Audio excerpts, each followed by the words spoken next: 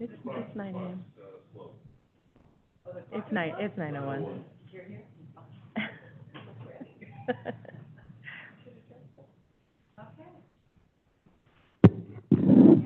Everybody's all ready to go. We'll call this meeting to order. Directors Penn, Dwyer, Anzini, and Mansfield present. Director Day absent. General Manager Vandier present. General Counsel Polson present. Board Clerk Ditmore present. President Anzini, 4 directors are present. A quorum is established. Thank you very much. Let's stand for the Pledge of Allegiance. I will start it off. I pledge allegiance to the flag of the United States of America and to the republic for which it stands, one nation, under God, indivisible, with liberty and justice for all. Okay. And we'll go ahead and item B, we'll adopt the agenda. We will now open public comment on the adoption of today's agenda. If you're present in the boardroom and wish to speak, please come to the microphone and state your name for the record. Virtual participants may refer to the instructions provided on the first page of today's agenda. But we also need to take a first and a second. So moved. Second. All right. It's been moved and seconded to adopt the agenda. Any comments from the public? President Anzini, it does not appear that any members of the public are wishing to speak. Would you like me to call for the vote? Yes, please. Okay. We have a motion to adopt today's agenda moved by Director Mansfield and seconded by Director Penn. We're ready for the vote. Oh, he's not here. Okay. All right. The motion passes. We'll move on to public comment.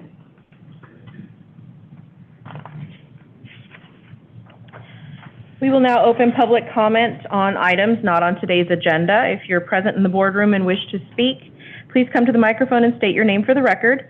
Virtual participants may refer to the instructions provided on the first page of today's agenda.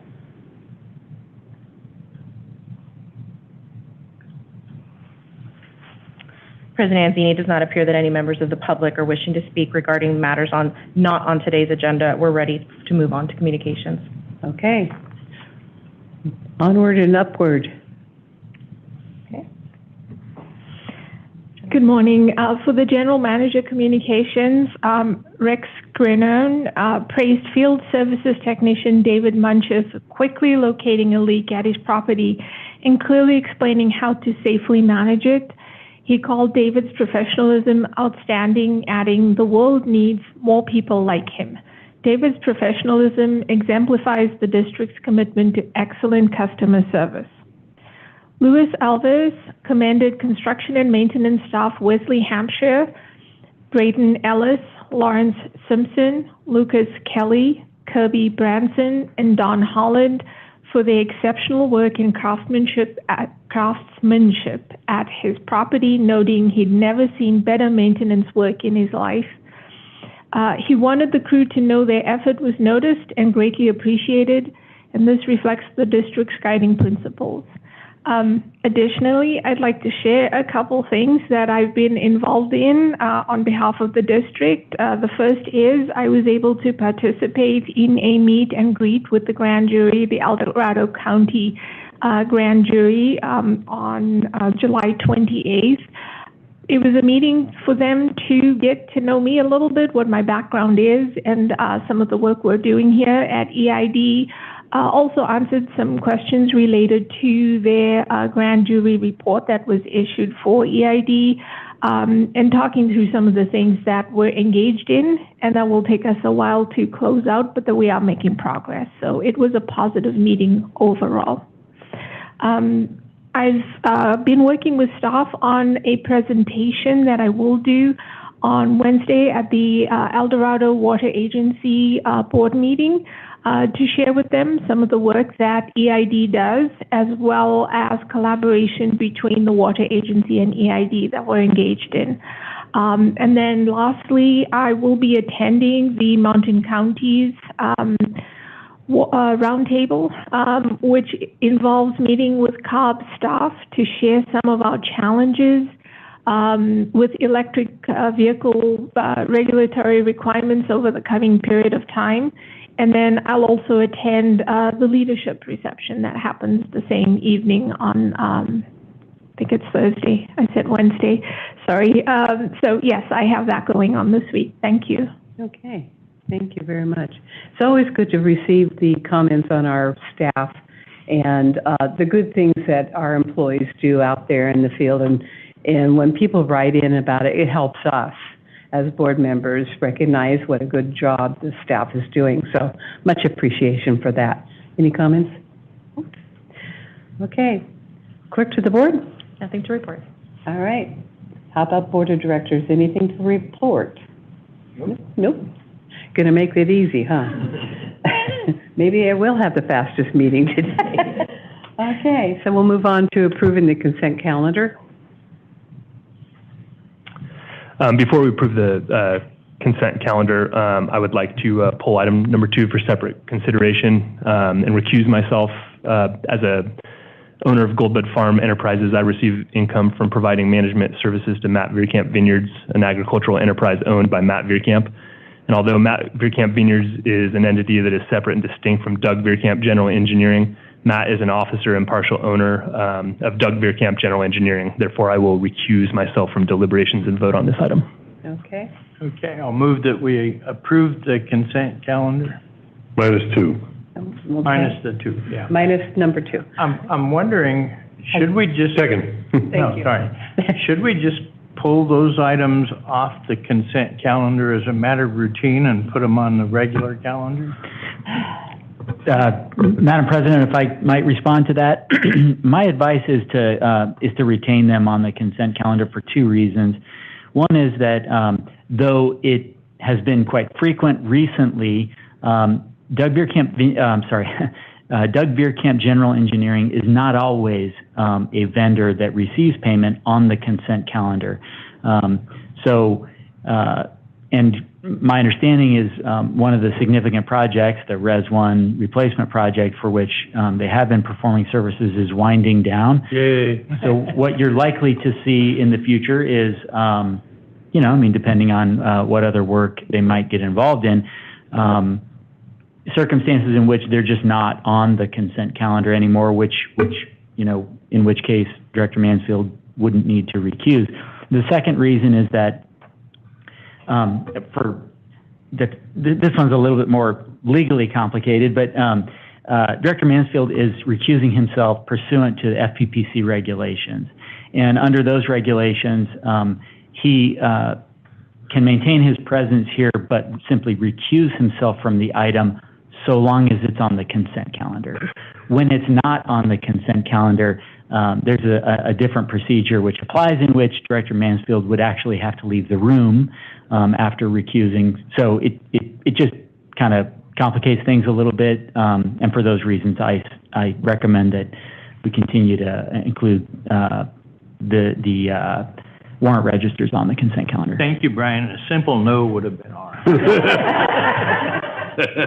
Now you made the meeting longer. He's short. Okay. We will now open public comment on the approval of the consent calendar, excluding item number 2. If you're present in the boardroom and wish to speak, please come to the microphone and state your name for the record. Virtual participants may refer to the instructions provided on the first page of today's agenda.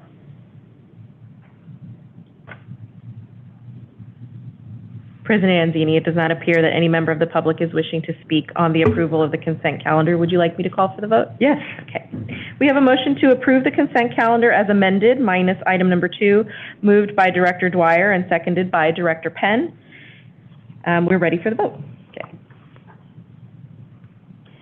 And motion passes. Move 2. Second. Okay, so motion to approve item number 2 that was pulled has been motioned to and seconded to Love it. vote. We are moving along. Yes, we are. Okay. She's going to land speed record.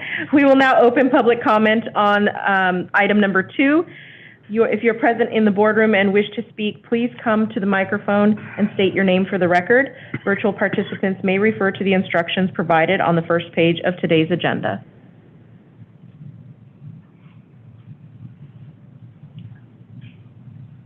President Anzini, it does not appear that any member of the public is wishing to speak on the approval of consent item number 2. Would you like me to call for the vote? Yes.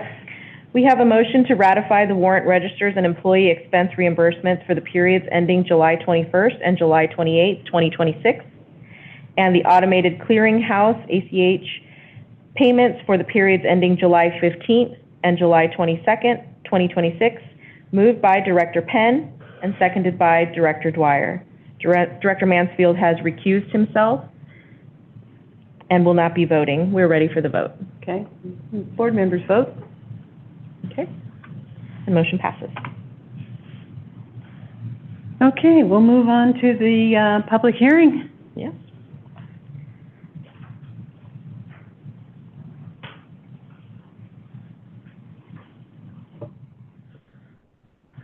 Good morning, President Anzini, members of the board. My name is Penny Buckman. I'm the Finance Director.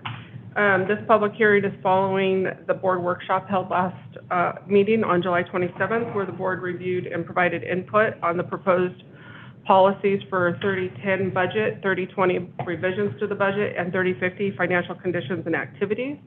And now we're going to be asking the board to adopt the policy amendments. Previous board actions include on September 11th, 2006, the board adopted the 3000 District Business Operations Series that includes the ones that we'll be discussing today. On May 23rd of 2016, the board approved amendments to the board policy 3010 for budget. And then on June 8th, a public hearing was held for this item, and at the request of the board, staff returned on the 27th for a workshop. And we're back today for the board's consideration and adoption.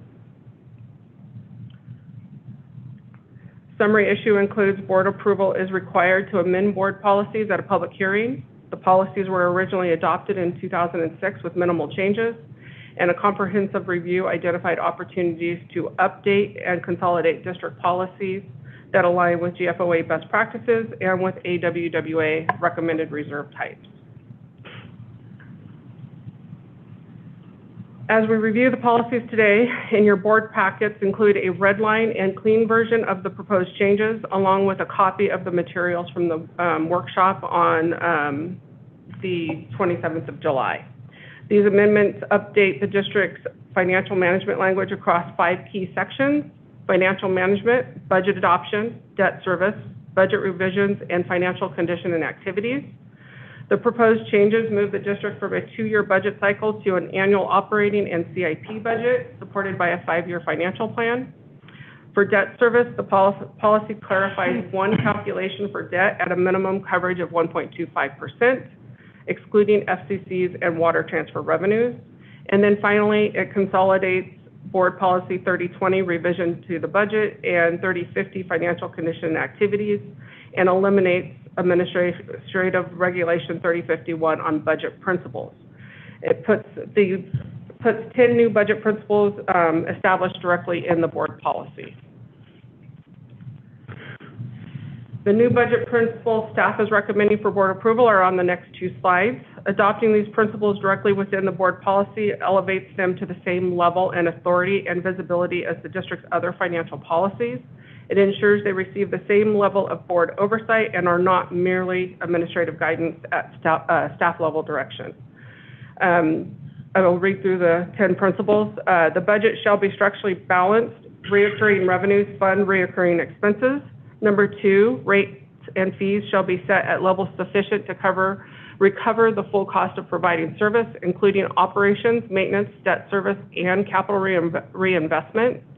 The district shall maintain reserves at board-adopted minimum levels to protect against revenue shortfalls, emergencies, and infrastructure needs. Reserves and unappropriated fund balances shall not be drawn down without board approval and a plan for replenishment.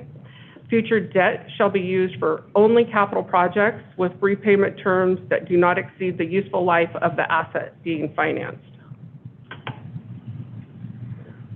Number 6, the annual budget shall be informed by a 5-year financial plan and linked to the district's capital improvement plan. Rate revenues from each enterprise system shall be used only for costs of that system. Number 8, public funds shall be expended in compliance with applicable law and sound procurement practices that prevent conflicts of interest and ensure competitive purchasing. Number 9, financial performance will be monitored throughout the year with material variances reported to the board. And finally, number 10, government-required filings and debt service payments shall be made accurately and on time. Staff is also... go ahead. Just want to go back one, if you would be so kind. The one? Yeah, and just number 7, I know that there are projects that it goes between wastewater and freshwater, and just for the record, there are times when those, part of it comes from one, and part of it comes to the other, and it's equitably, distributed based on what the nature of the event is. Yes. So, just want to make that point. Thank you. Staff is also recommending a new designated reserves policy that will replace Board Policy 3020 revisions to the budget. This change eliminates the need for a separate administrative regulation on reserves, effectively elevating the reserve policy to the board level. It gives the board complete oversight of the reserves and how they are managed rather than leaving those decisions to staff level administrative guidance. The new policy establishes a formal framework for reserves that aligns with GFOA best practices and reflects the recommendation of the district's municipal advisor. In addition, since the June 8th meeting, we have confirmed that the proposed reserves align with AWWA.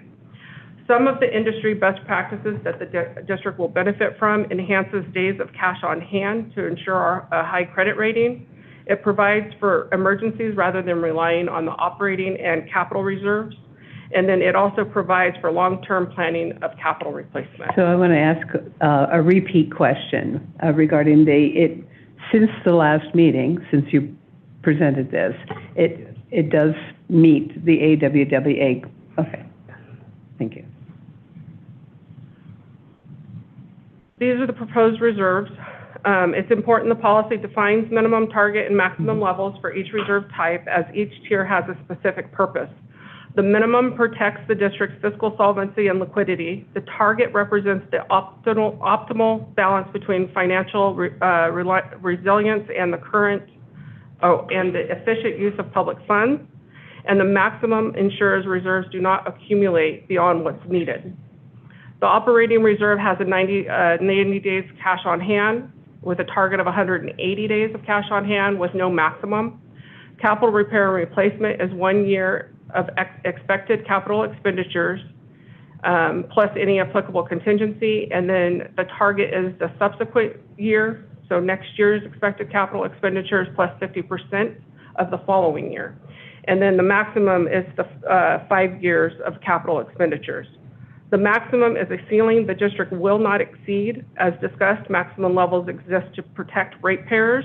The district operates on public trust, and capping reserves prevents holding excess cash without a defined purpose.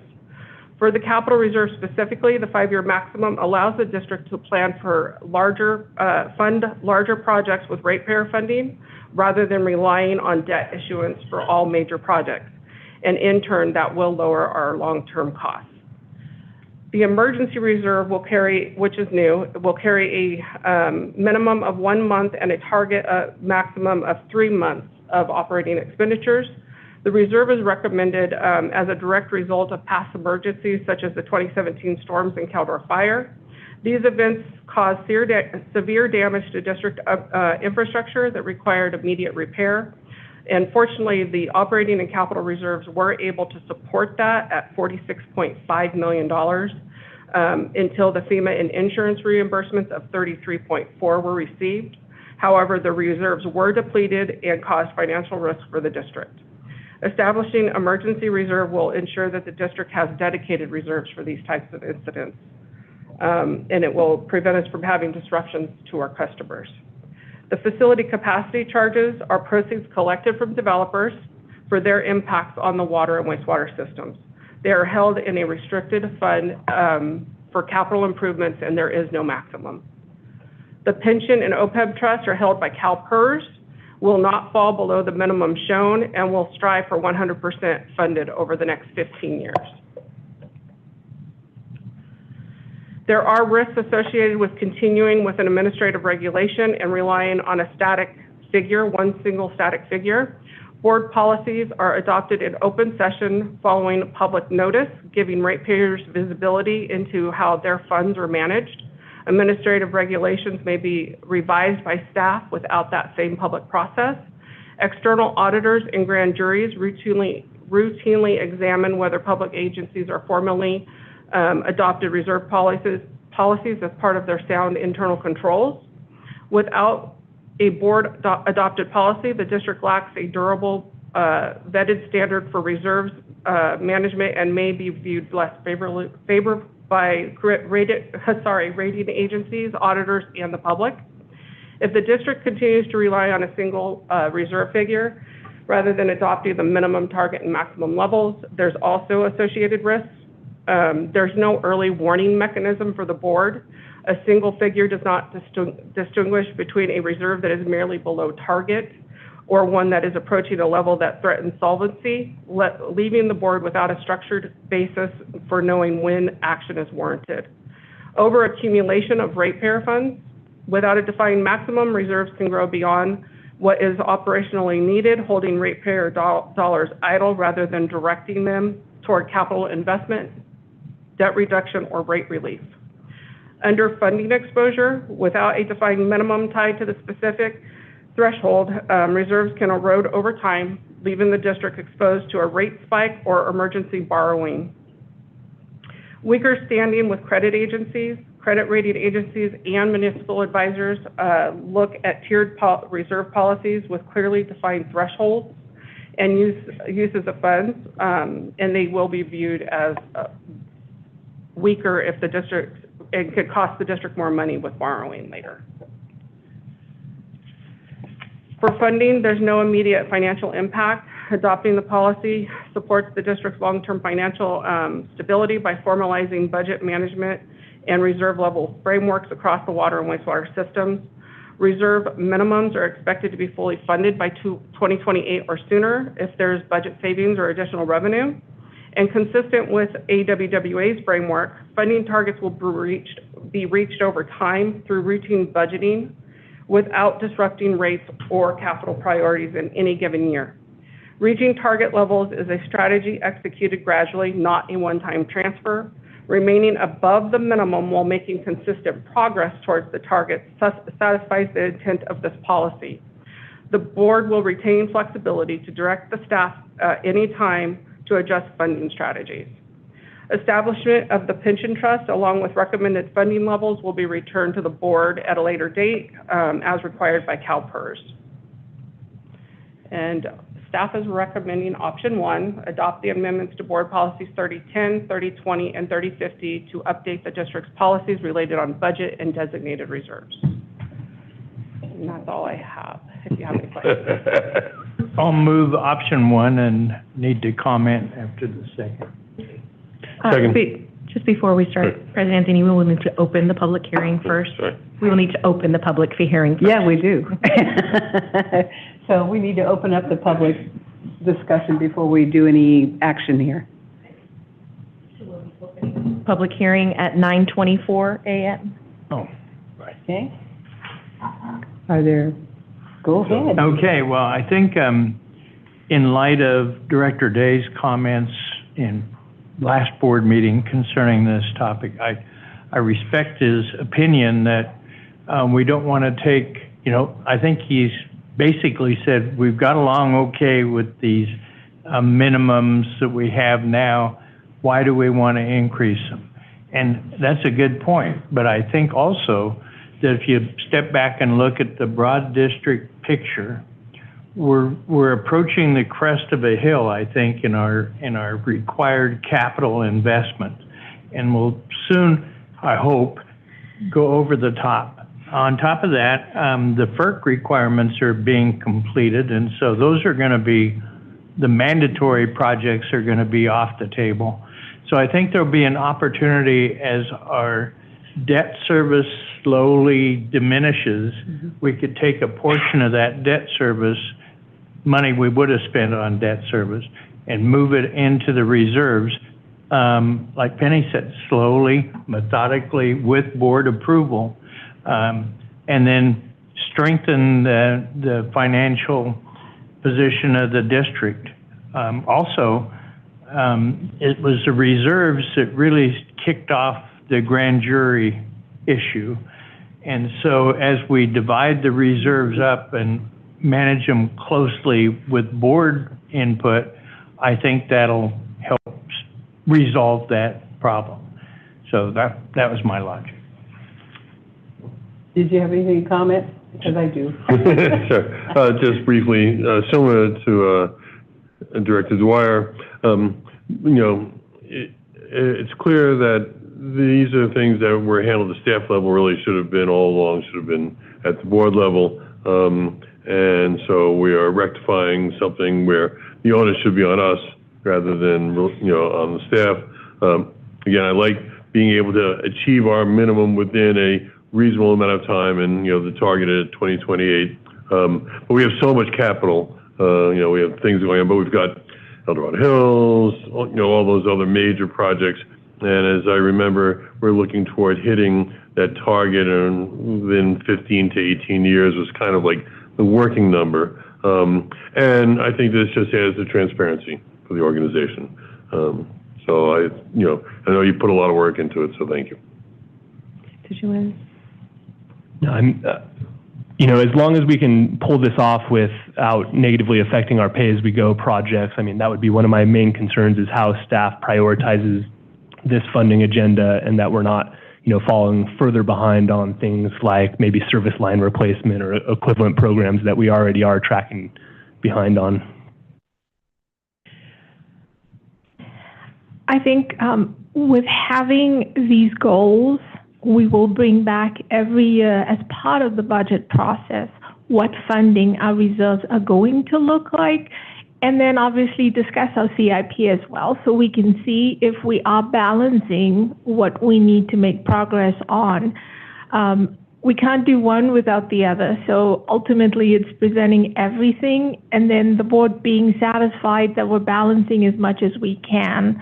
But setting the reserve targets helps us have a goal to which we can work. We're not committing to it, absolutely. That will allow us to ensure that we're always funding what we can on the reserves, but not foregoing things that are critical on the infrastructure side. And then those discussions are also happening at the board level in public. So additionally, the public has an ability to comment on those as well. Yeah. Right, and good point. That was part of this whole process is, in the 8 years I've been on the board with Director Dwyer, we've looked at the budget processes has come through before, and it was always, it was up to the staff to do the reporting, and then there was some shifting of that balance. But it's called full transparency, much more transparent behavior of the board to take on that responsibility. In the past, the board really could point a finger at anybody else, and I didn't do it, they did it. And this is a case of, okay, board members, you are now responsible, and you can change those things. So makes us have the responsibility to picture these, be more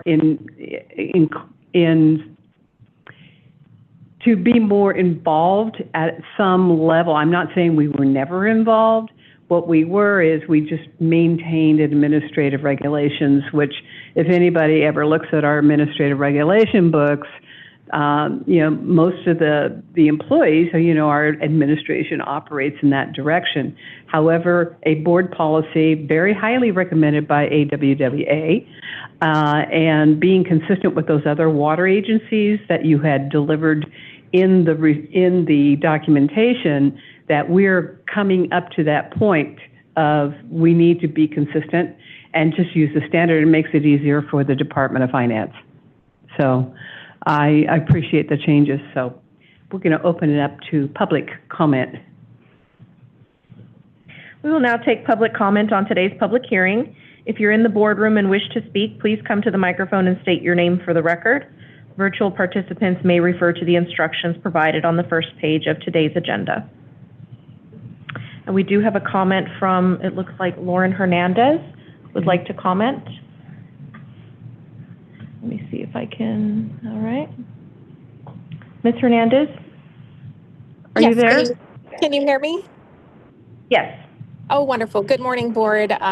Was hoping to be with you in person today, but due to travel, participating via Zoom. So appreciate that. Lauren Hernandez, resident of Shingle Springs, and just want to appreciate the staff and the board for the thoughtful discussion and approach to this. I think that it's a good balance, and ultimately, from my perspective as a member of the public, provides good transparency and accountability, which I think at the core are really critical to the governance of the district. So just appreciation for the thoughtful perspective and fiscal responsibility approach with the goals of the long term, but also balancing the immediate needs of the district. So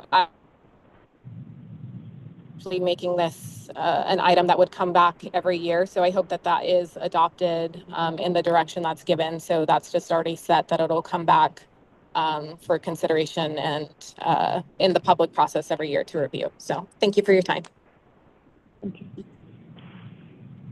Thank you for your comments. Okay. I think we had enough discussion here. Nobody else is online. It does not appear that any other members would like to speak. Would you like me to close the public hearing and call for the vote? Yes. Okay. Hearing no further comments, the public hearing on board policies 3010, 3020, and 3050 are closed at 9:32 a.m. We have a motion to adopt. I'm not sure if I heard a second. Yes. Director Penn first and Director Dwyer second? Yes. Okay, perfect. Actually, it was the opposite. Yeah. It was the other way around. Okay, thank you so much. We have a motion to adopt the proposed amendments to board policies 3010 budget, 3020 revisions to the budget, and 3050 financial condition and activities, moved by Director Dwyer and seconded by Director Penn. We are ready for the vote. Okay. Board members vote. The motion passes. There you go. I know that was a lot of hard work on behalf of finance, so appreciate the general manager and our finance director working on this. It certainly is going to help in future criticism from the public, because the more information we give them, the less they're going to, the more they're informed, the better for us. So we'll leave it at that. All right, item number 6. Yes. 6. Utility billing? This is an information item. Yes.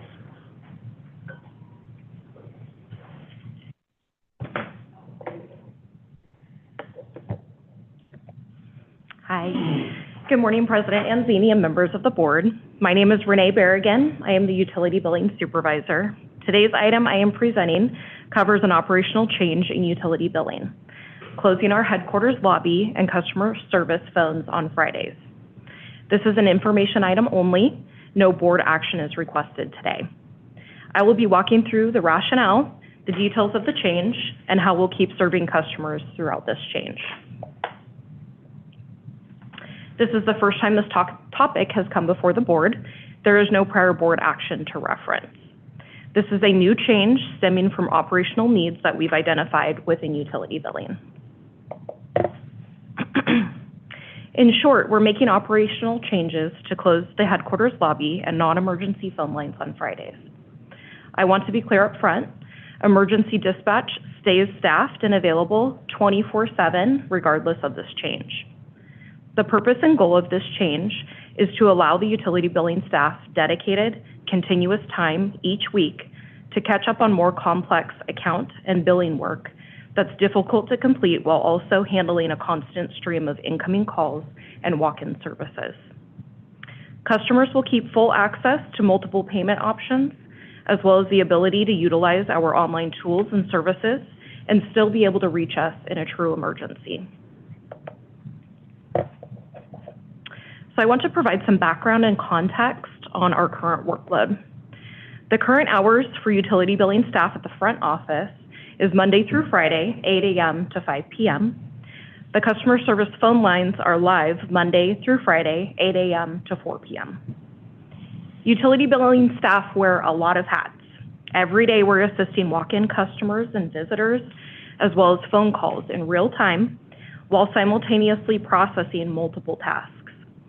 Some of these tasks include account openings and closures, payment processing, account research, meter read reviews, leak adjustments, refunds, delinquency processes, and dispatch-related work orders and service requests, among many other tasks. Constant allocation of staff resources to walk-ins and calls make it difficult to focus on these tasks and be able to finish this detailed work accurately and in one sitting.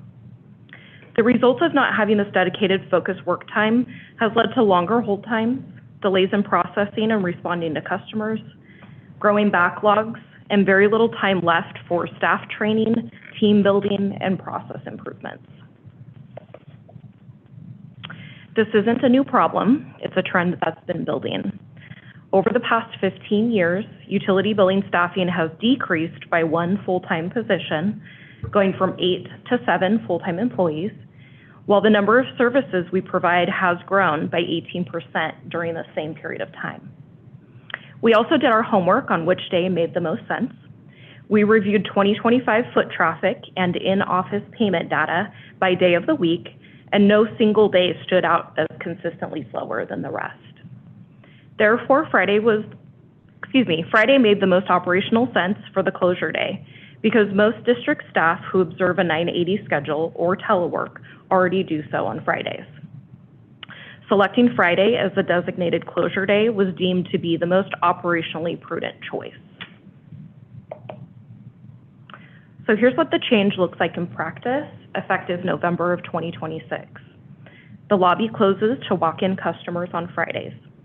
Calls that come into the district will route through either our interactive voice response system or to our answering service for dispatch emergencies.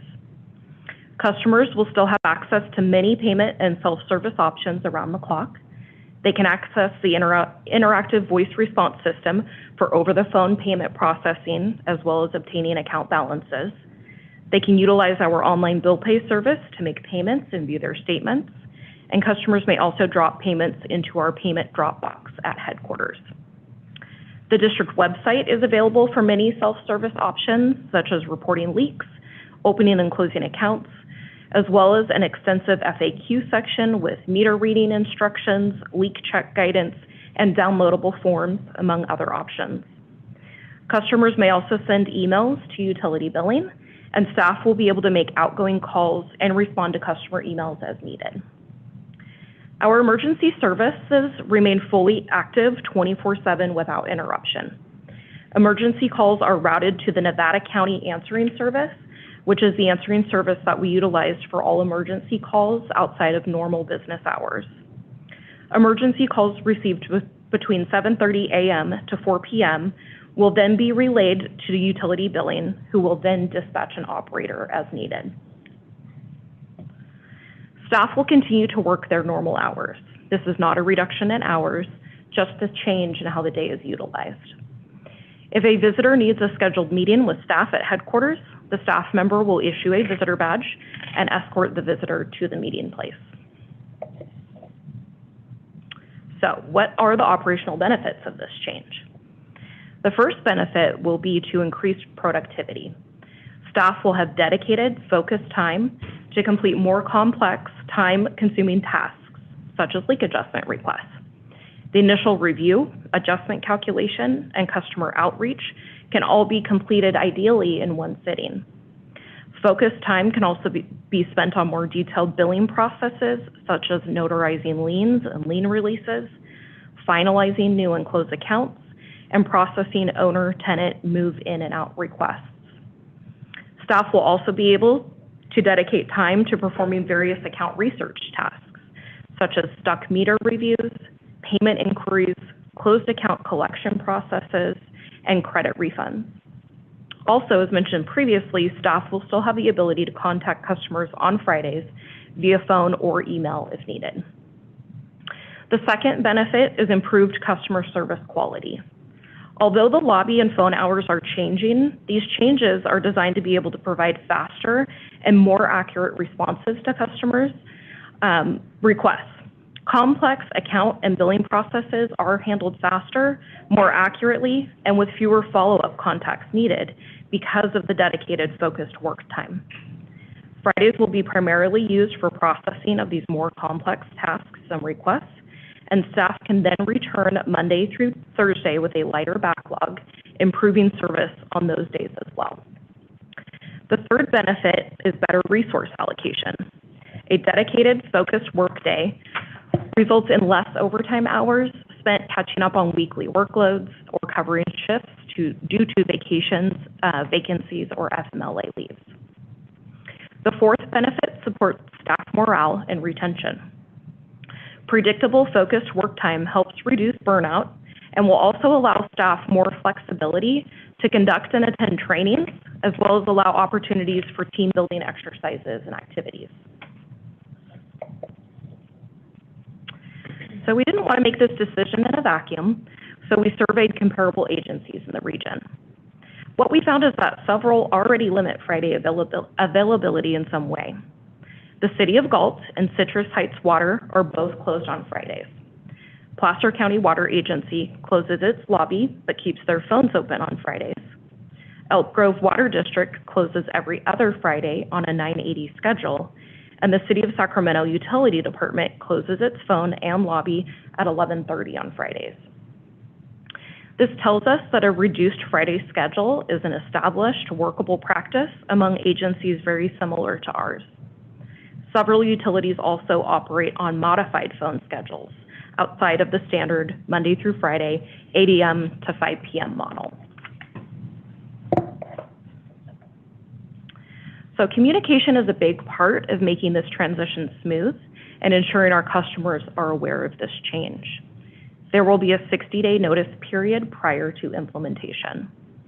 This will include notices posted both on our website and social media, an article in the Waterfront, signage at the headquarters office, a message on customer bills, and an updated phone greeting so customers know what to expect before the change takes effect.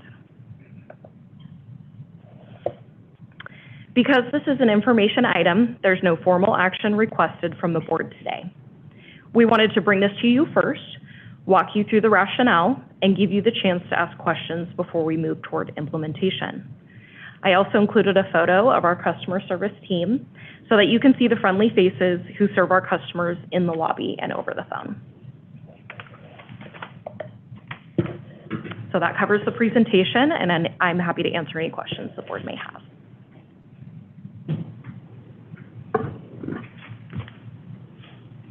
I think that our customer service staff does a fantastic job and are frequently recognized by customers as the positive experience they have when they come in.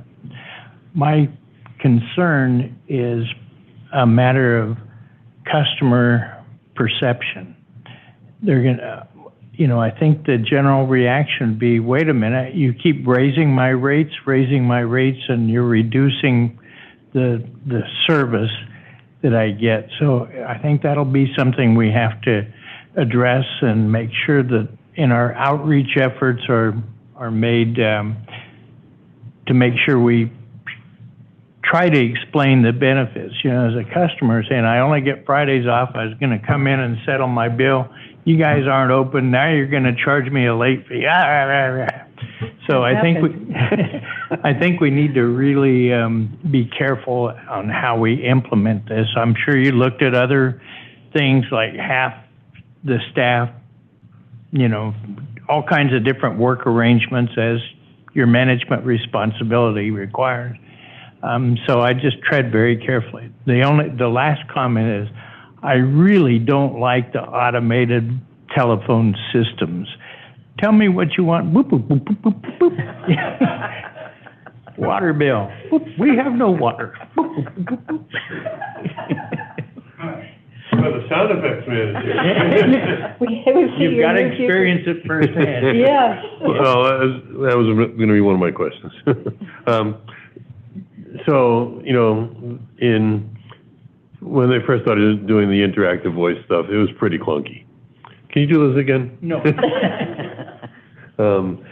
And it's just gotten much more efficient as technology's caught up. You know, what's been the response from the system we're using? So our system doesn't use your voice recognition. I think it makes it a little bit easier because it will say, you know, to pay your bill, press 1, so you're pressing 1. Mm-hmm. We've gotten a lot of great feedback from customers.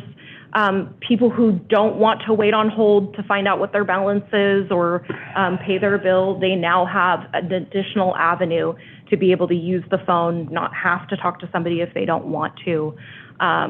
We have had positive responses to this so far, and the ability for people to use it 24/7, you know, the weekend or when we're closed. So it's been a nice addition to our services that we offer. So I'd like to see just a quick report back in 3 and 6 months, and also ask to monitor social media to see if there are comments that we're seeing, you know, external to our organization, and see what happens.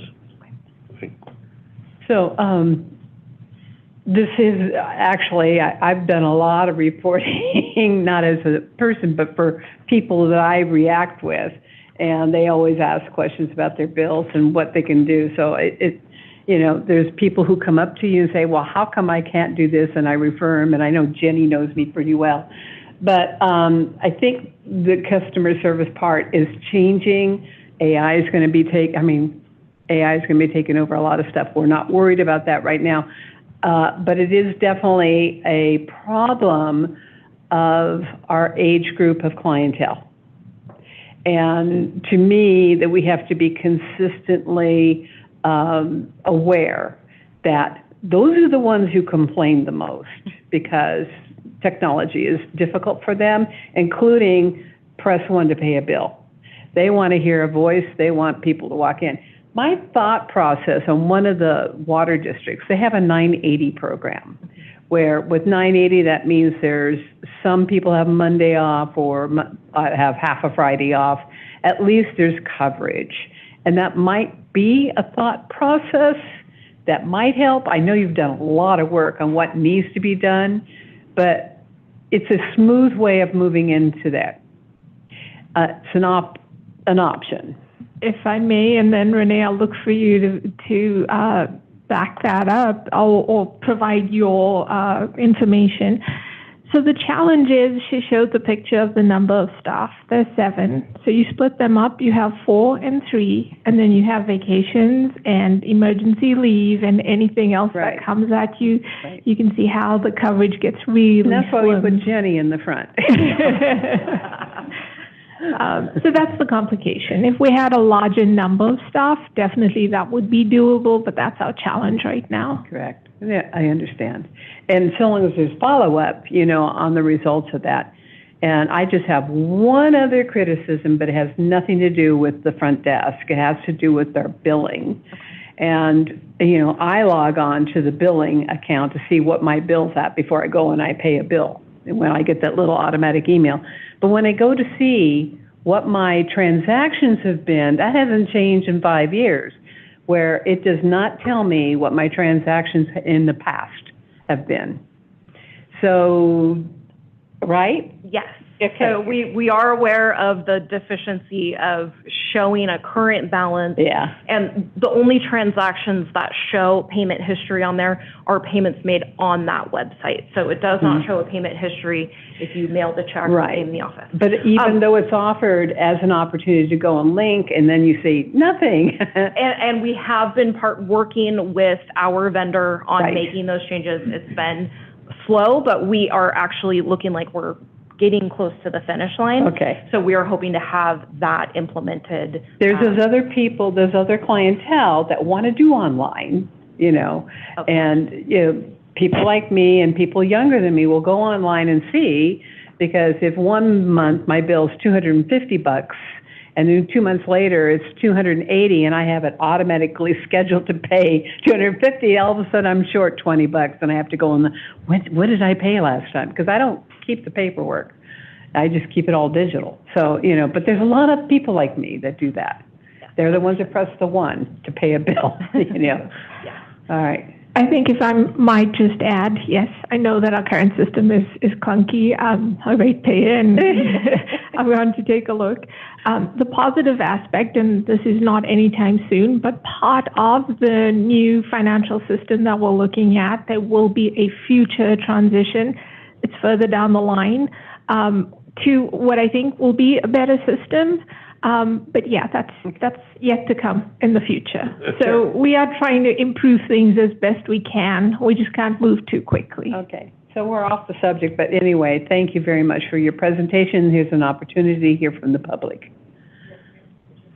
He was good. No, I'm good. A wonderful presentation. I appreciate the background and the comparison to other agencies too for color. That's good. And sounds like you're pretty confident you're not digging your own grave to have a busy Monday with digging out of the backlog. So get back to work. We will now open public comment on this item. If you're present in the boardroom and wish to speak, please come to the microphone and state your name for the record. Virtual participants may refer to the instructions provided on the first page of today's agenda. President Anzini, does not appear that any member of the public is wishing to comment. We're ready to move on to closed session. Okay. Thank you. Go for it. President Anzini, the board will be meeting today in closed session to discuss one item. That item is listed on today's agenda as closed session A. I anticipate that the board's consideration of that will require at least 20 minutes. I do want to note that there may be public that wishes to speak on this item before the board recesses into closed session. And so with that, Madam Clerk. Okay. We will now open public comment on closed session item IA. If you're present in the boardroom and wish to speak, please come to the microphone and state your name for the record. Virtual participants may refer to the instructions provided on the first page of today's agenda.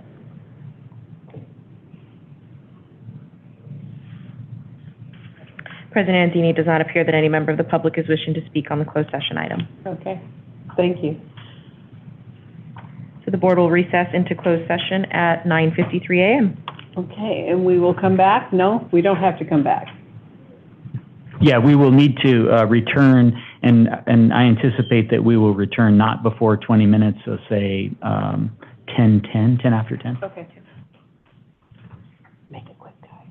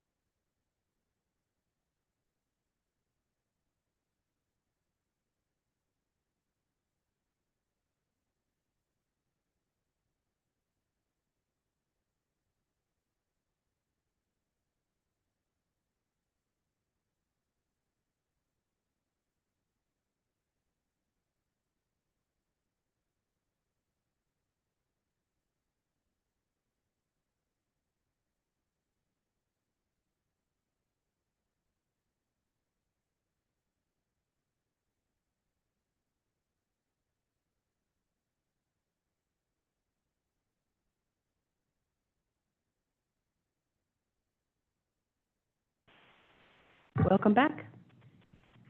Message from our attorney. President Mancini, the board met in closed session to discuss the matter referenced on today's agenda as closed session item A. It provided direction to staff but took no reportable action, and that concludes my report. Okay, thank you. Anything else to report? Assignmented projects or? Yes, so we have one review of assignment from Director Penn. He asked that we report back on the effects of the lobby closure in 3 to 6 months. Is that correct? Okay. Okay. All right. With that, meeting adjourned.